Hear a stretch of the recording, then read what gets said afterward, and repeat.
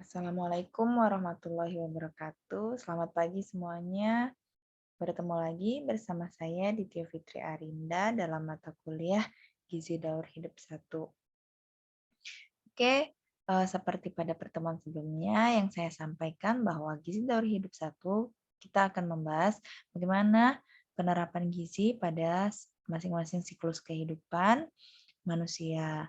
Nah, kali ini kita akan membahas peran gizi pada siklus kehidupan seorang ibu yang sedang hamil. Oke. Oke, sebelumnya mungkin kita ingin membahas bagaimana outcome atau faktor-faktor yang mempengaruhi outcome kehamilan, ya. Mungkin di sini kita bisa melihat bagaimana peran genetik, ya, faktor keturunan, kemudian trauma penyakit selama kehamilan, kemudian infeksi selama kehamilan, kehamilan ganda atau kembar, kemudian umur ibu. Keterpaparan merokok dan alkohol, terpapar bahan kimia termasuk obat, status gizi, dan pola konsumsi ibu. Oke, pada gizi ibu hamil, kita perlu mengetahui bagaimana status gizi wanita sebelum hamil dengan ketika gizi selama masa hamil. Kekurangan berat badan sebelum hamil cenderung akan membuat seorang ibu melahirkan bayi yang prematur dan melahirkan bayi dengan berat bayi lahir rendah.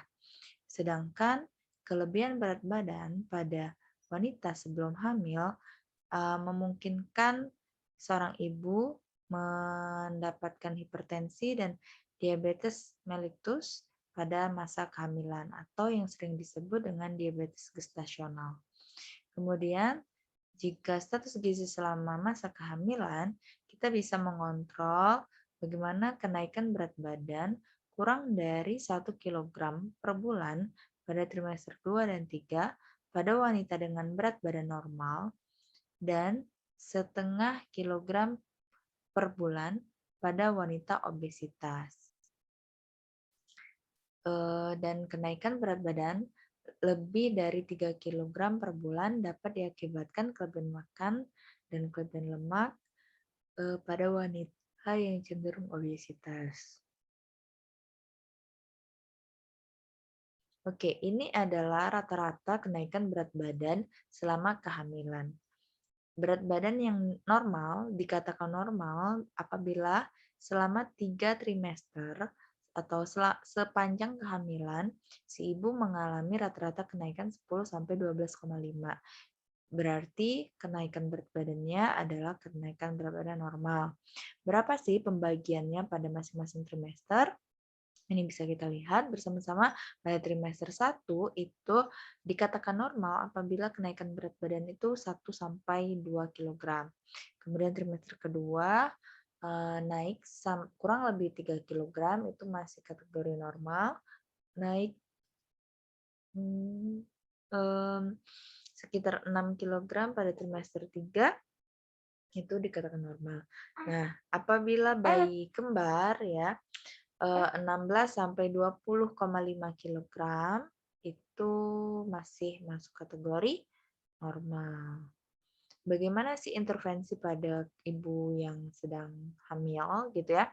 Nah, kalau dari asupan energi dan protein tentu kita menganjurkan peningkatan asupan karena dikarenakan adanya peningkatan kebutuhan ya. Peningkatan kebutuhan energi itu biasanya diakibatkan oleh memang karena meningkatnya semua fungsi dari organ-organ vital si ibu mulai dari jantung, paru-paru dan ginjal. Dan peningkatan kebutuhan energi juga dikarenakan sudah adanya peningkatan massa pada sel-sel di uterus, plasenta, dan payudara karena organ-organ tersebutlah yang butuh persiapan dalam mendukung atau menyokong nutrisi pada janin. Nah, kalau protein itu digunakan untuk pembentukan jaringan baru dari bayi sang ibu. Jadi memang pembentukan jaringan-jaringan pada janin itu sangat dibantu oleh protein. Bagaimana peran mikronutrien dan kaitannya dengan outcome kehamilan? Ya, di sini ada beberapa hubungan kekurangan mikronutrien terhadap outcome kehamilan. Jika ada ditemukan seorang ibu memiliki keterbatasan atau defisiensi asam folat, iron, ya atau zat besi, kemudian iodin, kalsium, zinc, vitamin A itu akan berdampak pada kesehatan dan pertumbuhan dan perkembangan janin. Oke, di sini ada bicara tentang pantangan makan, ya.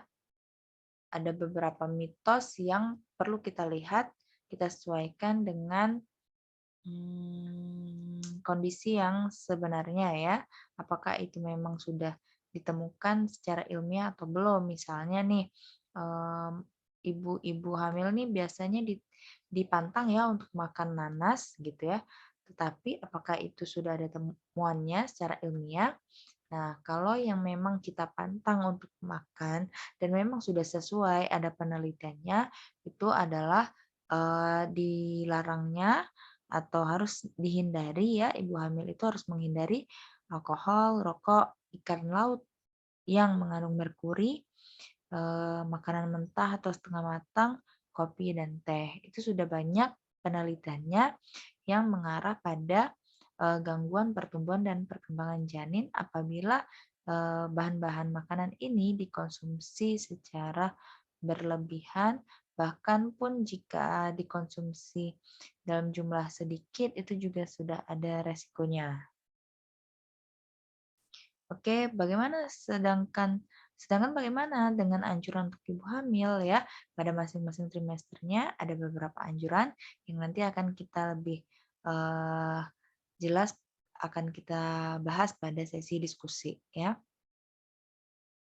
Oke, itu saja mungkin materi tentang ibu hamil sehingga dapat saya simpulkan bahwa ibu hamil itu harus makan dan minum lebih banyak daripada saat dia sebelum hamil karena tubuhnya bukan hanya membutuhkan energi untuk kebutuhan fisik fisik dan kesehatan ibunya saja ya, tapi karena dari sang ibu, apa yang dimakan ibu itu juga berkaitan dengan apa yang diterima atau yang diasup oleh janin sehingga akan berpengaruh terhadap outcome kelahiran. Nah, untuk memahami materi tentang ibu hamil, peran gizi pada ibu hamil, kita perlu melakukan sebuah evaluasi ya, evaluasi pembelajaran. Salah satu metode melihat apakah teman-teman mahasiswa ini sudah bisa memahami tentang konsep gizi pada daur kehidupan, khususnya pada siklus kehidupan ibu hamil, kita perlu adanya proyek atau sebuah tugas ya, tugas yang sifatnya problem based learning atau sering kita sebut dengan studi kasus. Nah, pada pertemuan pertama sudah saya jelaskan bahwa pada gizi daur hidup satu ini akan dibagi beberapa kelompok yang masing-masing kelompoknya bertugas mencari responden nyata ya, responden yang ada di sekitar teman-teman mahasiswa, boleh keluarga, tetangga ataupun teman. Kemudian teman-teman lakukan pengukuran status gizi, kemudian hitung kebutuhan energinya.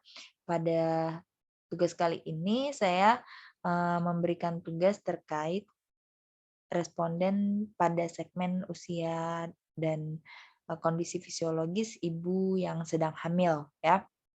Sehingga teman-teman perlu menghitung kebutuhan ibu hamil itu, standar kebutuhannya seperti apa sih? Kemudian standar perencanaan menu harian yang menunjang kesehatan untuk ibu hamil dan janinnya itu seperti apa? Nanti dibuat di laporan ya dan di PowerPoint.